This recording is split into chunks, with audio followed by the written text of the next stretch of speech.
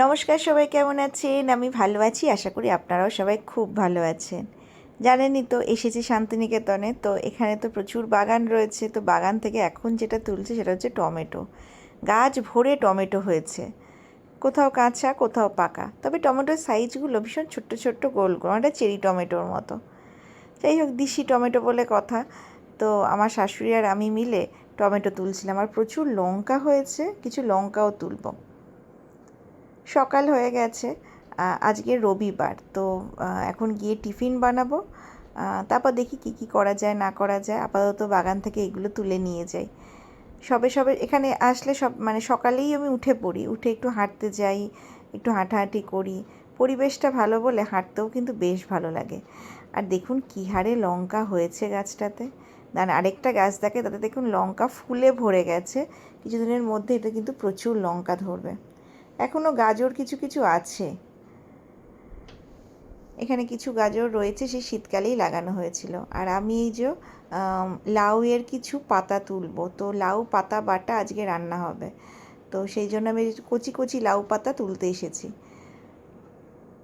আর এই যে দেখেছেন কত লাউ হয়েছে, প্রচুর কিন্তু লাউ হয়েছে। এগুলো পরে খাওয়া যাবে। তারপর তো আমি কিছু লাউ পাতা তুলি একদম কচি কচি দেখে, যেগুলো একদম মুখের দিক সেগুলোই তুলব। মিষ্টি বিস্কুট, হ্যাঁ। তবে চেহারাটা খারাপ হয়ে গেছে আগের থেকে। আজের মাছ মাংস যদি হয় ভালো করে কাঁটা টাটা দেওয়া হবে। ওই জেলিটা দিস না বরঞ্চ, হ্যাঁ ময়দাটা দে, ভালো না খেতে।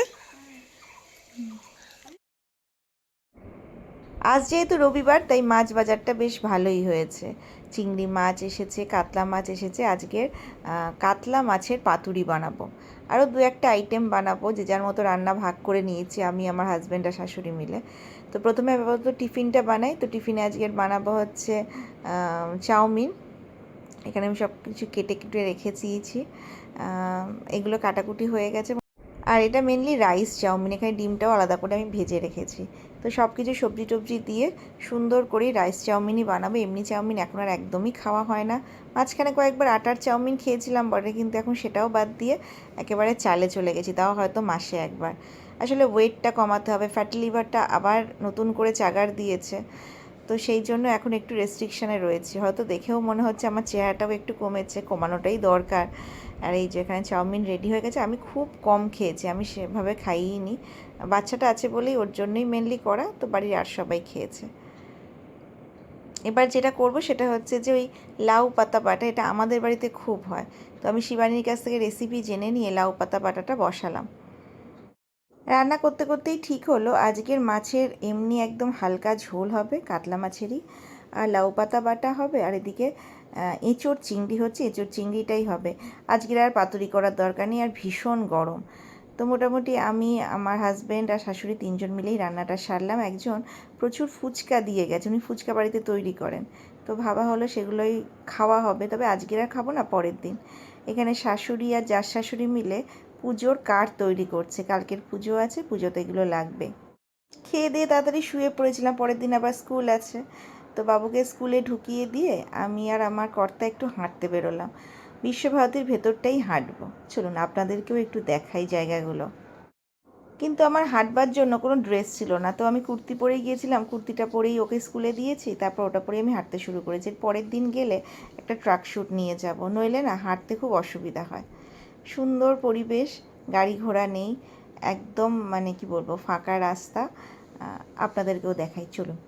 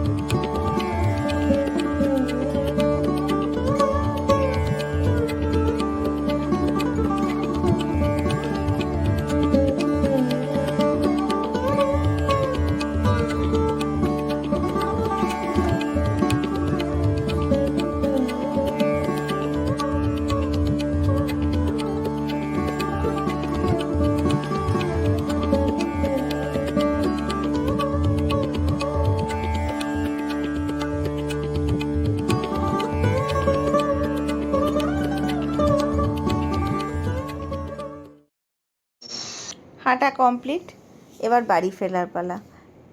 প্রায় অনেকটাই হেঁটেছি আজকের আমরা দুজনে মিলে। চলুন বাড়ি ফিরি এবার। বাড়ি ফিরেই যেটা খেলাম সেটা হচ্ছে যে গাজর আর বিটরুটের জুস, একটু লেবু চেপে। তারপর যেটা খেলাম সেটা হচ্ছে ডাবের জল। এটা বাড়িরই ডাব, বাইরে থেকে ডাব কিনে খেতে এখন কিন্তু বেশ গায়ে লাগে, কিন্তু কি বলবো, ডাবের জল তো খেতেই হবে। তো গতকাল তো পাতুরি করিনি, তাই পাতুরি আজকের হবে। শ্বশুরমশাই কলাপাতা কেটে এনেছেন, আমাদেরই কলাপাতা। তার মাঝখানে আমি একটু ব্রেকফাস্ট করে নিলাম, মাল্টিগ্রিন ব্রেড, এগ পোচ আর একটু শশা কুচি আর বাদাম। এই যে আমি এখানে মশলাটা করে নিয়েছি। এইবার ভালো করে মাছগুলোকে একটু ম্যারিনেট করে রেখে তারপর কলাপাতাতে দেবো। যদিও কলাপাতার পদ্ধতিটা আমার হয়তো একটু ভুল হয়ে গেছে। আর আজকের মাছের মাথা দিয়ে হবে পুঁই শাক। এই যে কুমড়ো আলু কাটা রয়েছে, এই পুঁই শাকটাও আমি রান্না করব, পাতুরিটা আমি রান্না করব। আর শাশুড়ি ভাত করবে, ডাল করবে আর চাটনিও হয়তো করবে। আমরা না মোটামুটি রান্না ভাগ করে নিই। আমার হাজব্যান্ডও ভালো রান্না করতে পারে, আমি একটু আধটু পারি, আর শাশুড়ি তো আছেই।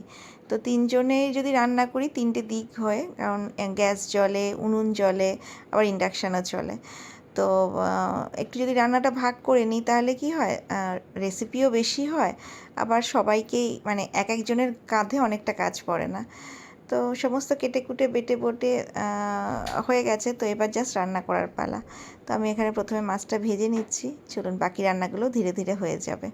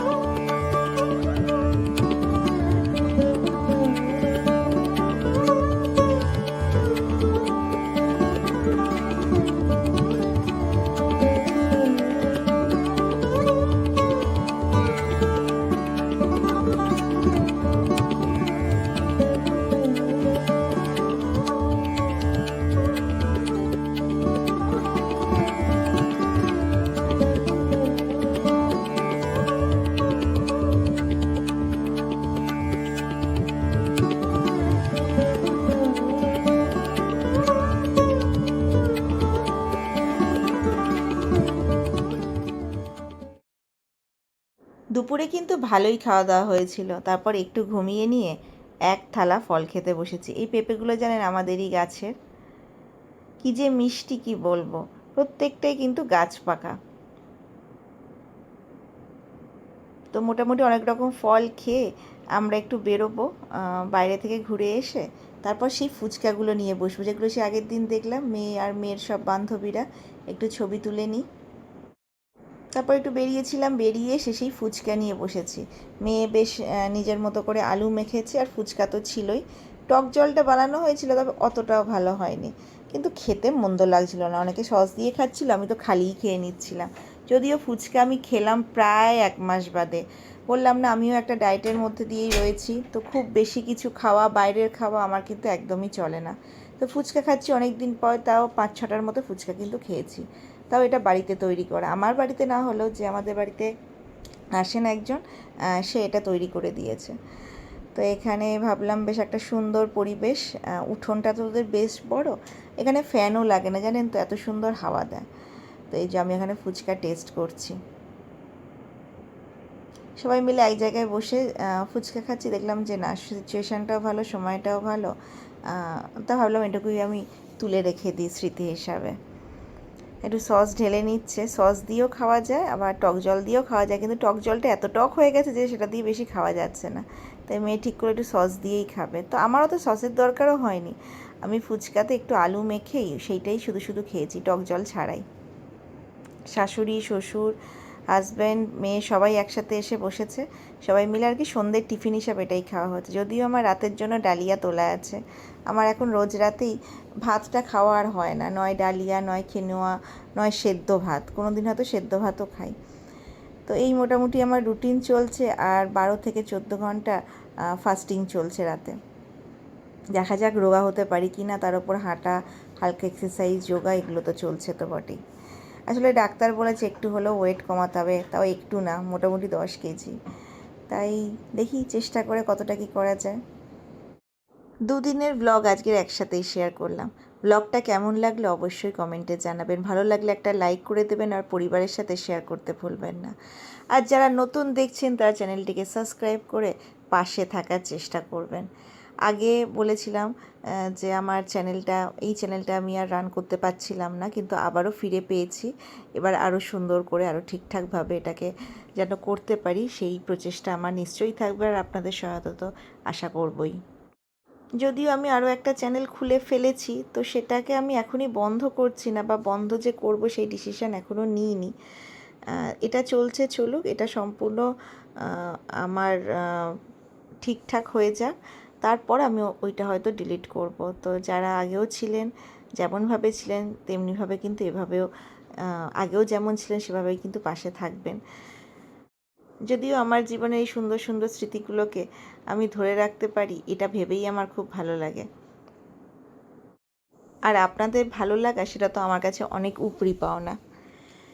যাই হোক, আজকের ব্লগ তাহলে এখানেই শেষ করছি। সবাই ভালো থাকবেন, সুস্থ থাকবেন। দেখা হবে খুব তাড়াতাড়ি আবার একটা অন্য ব্লগ নিয়ে। সবাই ভালো থাকবেন। নমস্কার।